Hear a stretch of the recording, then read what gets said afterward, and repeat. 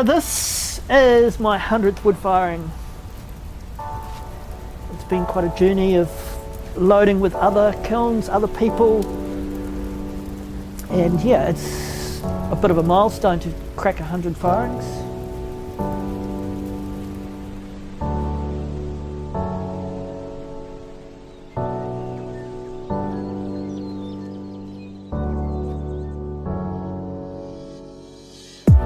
I think the first time I met Darryl, he's a bit of a bulldog, you know, he's a stout man, and I was really intimidated. I was proper intimidated by him. What's been lovely is realising he's actually incredibly sweet, and you know, like you see him, he'll get choked up talking about the kiln and stuff, and so it's this guy that's like, you know, rough around the edges, and clearly, you know, his work is super rough and expressive, and I guess that's probably it, is his work is this really intense, expressive work, but there's so much emotion involved in going through that process, and I think that probably makes a bit of sense with Darryl. They might be just sitting on two little edges. Just so generous, really, really keen to help the community and help potters kind of evolve.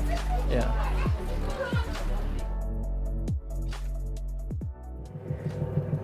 When I'm doing this is that process of just inner peace. It's that you're so focused on what you're doing. To me, this is that really amazing, peaceful time of just, you're only here. Nothing else matters. And yeah, it's that process where you're just in a flow. You're almost not thinking, you're just trying to look at your last one that you made and decide if it's a good one or a bad one, and then I throw like 10 at a time, choose the best one that I like of that day, and then I'll make another 10 of that one. I can't see what I'm doing as well when it's on the wheel spinning. It's only when you stop you get to see how it looks, and then you go, oh, do I like it, do I not, are they subtle enough? I quite like the idea of putting them back on and taking them out of centre, so I don't put them back directly in the right spot, so I can get that another layer of distortion into them. And it's just a rhythmic pattern of making.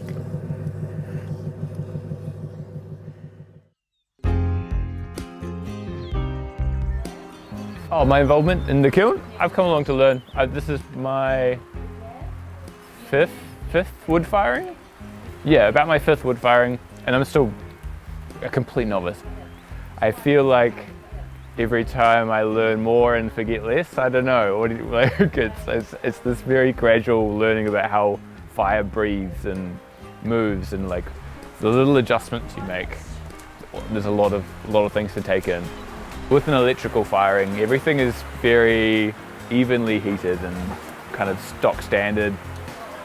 Temperature goes up, temperature goes down, whereas with something like the Anagama, you're getting flame hitting different sides of the pots. You're getting different temperatures here versus the back. You're getting so much variance, and I think that equals so much more to a pot. When you can pick up a pot and turn it around and there's a different story told on every single side, that's what interests me about the result. And then the actual process is, I don't know, there's no really explaining it. It's 1300 degrees of fire blowing at your face while you're trying to stuff wood in a hole. It's nuts. Okay, so I'm going to put one.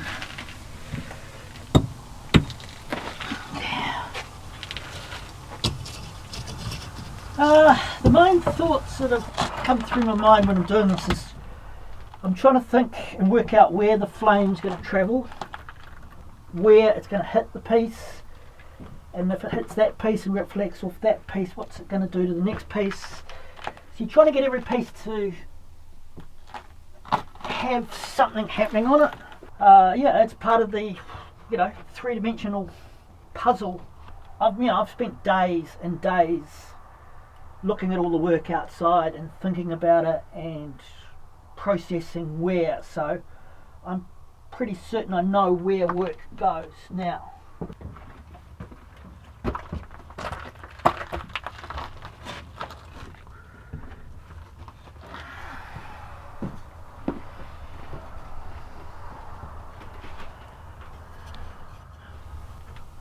sometimes you can just tweak the angles of things to get things a bit tighter.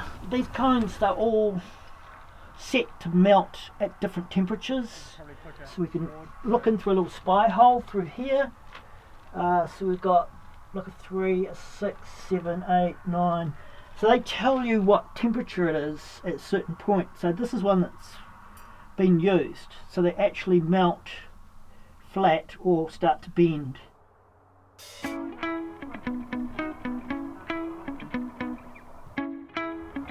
Big northerly coming in tons of rain. Tons of rain, I saw that on the forecast.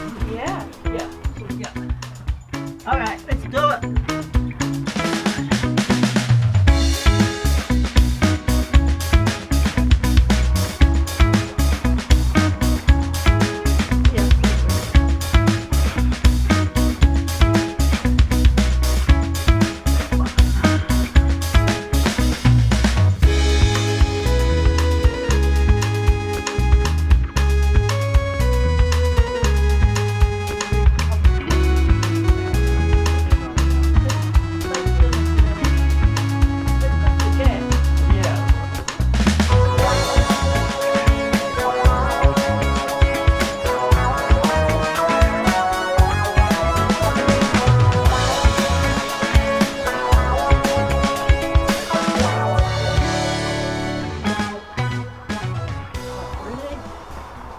Ready?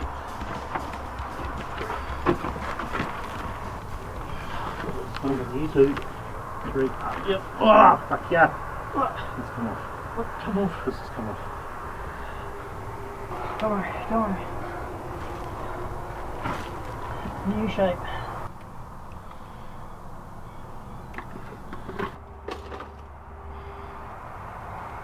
Just get a brick. Oh, it's gone. Alright. It's broken again. Let's just hop out.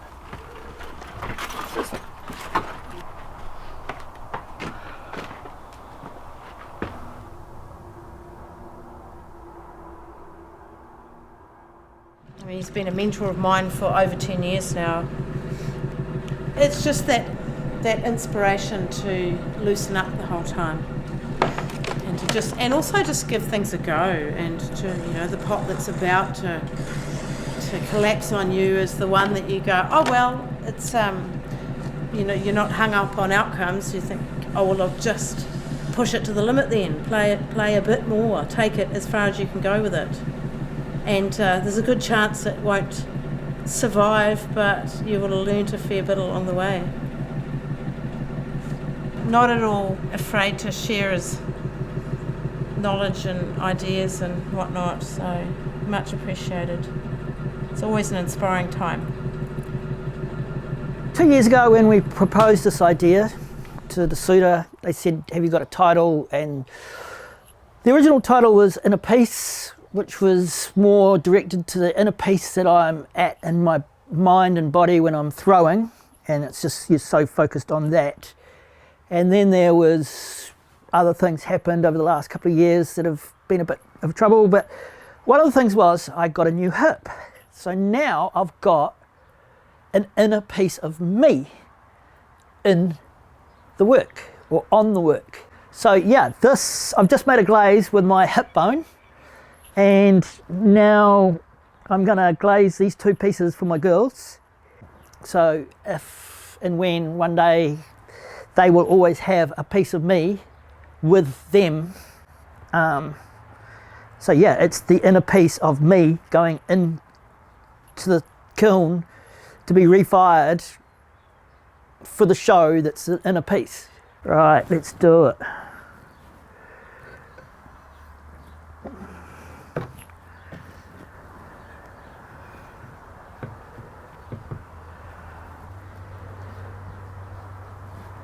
Cool. Now we have to work out where to put them.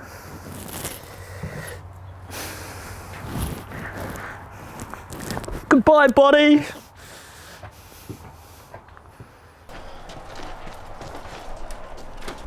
Right, I'll see you later. Yeah. Hey, John. Thanks, man. See you later. See you Thursday morning.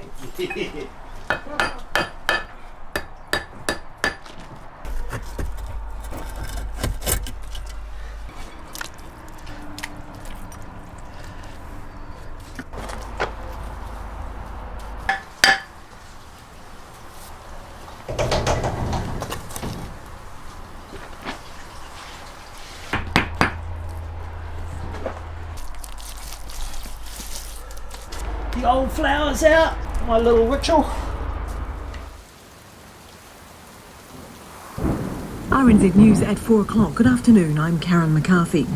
A state of emergency has been declared in Nelson, where the Maitai River breached its banks. Darryl Frost here. I'm at 107 Harley Road.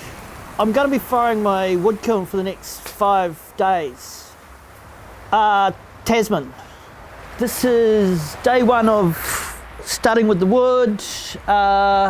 We preheated all night with gas. It's up to about 74 degrees at the moment.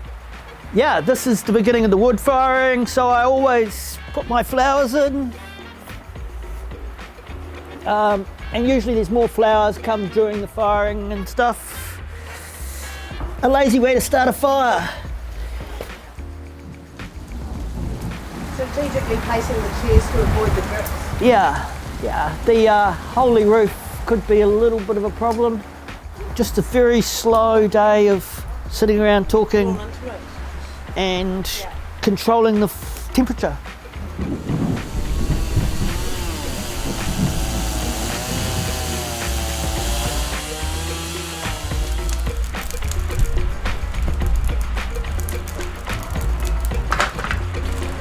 They were both in the luxury accommodation. They were. Luxury yet isolated. In Barry's new house, wasn't it? Yeah. So it's like 1,300 degrees in there at the moment. Yeah. So.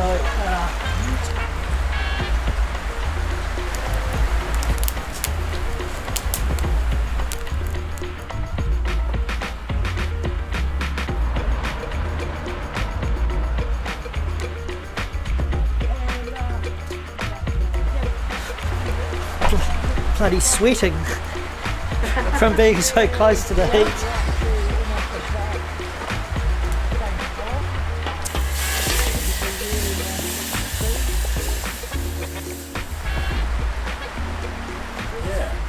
thought that'd be asleep. Yeah, I think we're falling out of the roof something as it rain.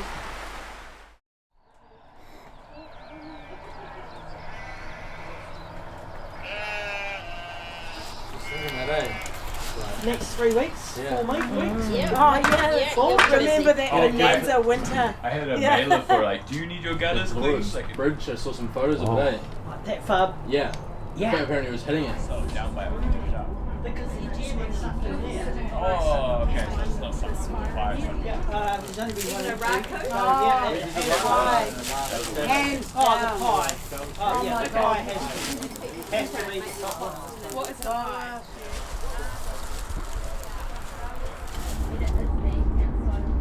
You can see the flame coming out of the kiln, and I'm trying to keep that heat in there now. So the next few 10-15 minutes, what I do is slowly push these in to capture that heat in there, but I want to let a lot of that reduction come out before it. Oh, I'm so wrapped. This is going to be. I love the way that gas just ignited. Oh, look, I'm knackered. Absolutely exhausted, but I'm pretty 99% sure that, you know, we've done a ripper. So it's got super hot. Couldn't ask for a better crew, couldn't ask for a better 100th firing.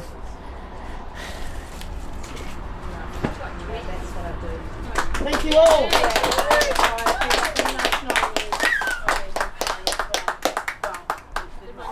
Good on you, Daz. Well done.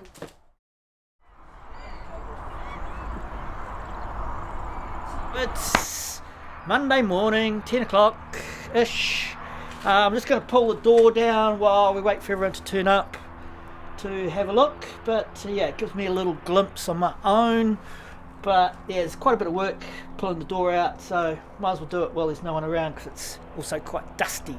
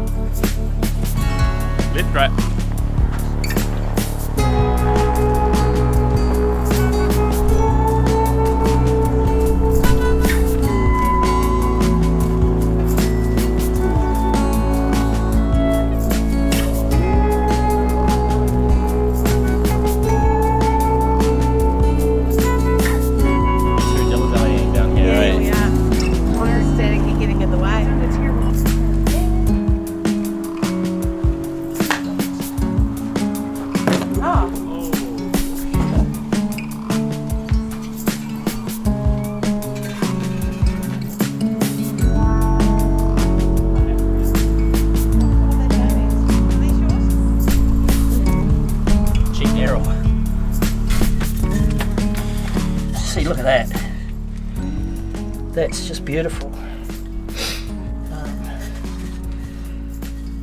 That's perfect, that one. Just got everything. Yeah. Whoa.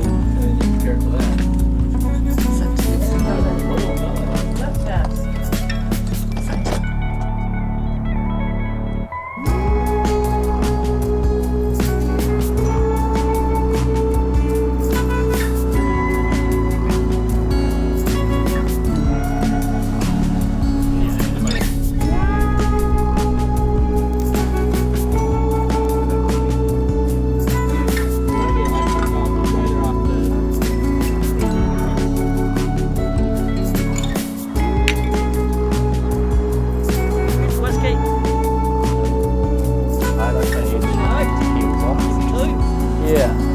If you're in the Hang on.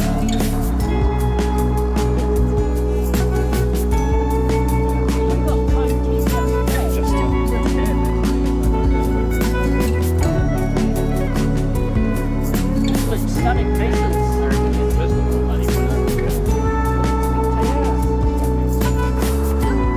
Right. Heck up. Yeah, this is Really, really grateful. yeah. It is incredible that all of this has come out of that kiln. Yeah.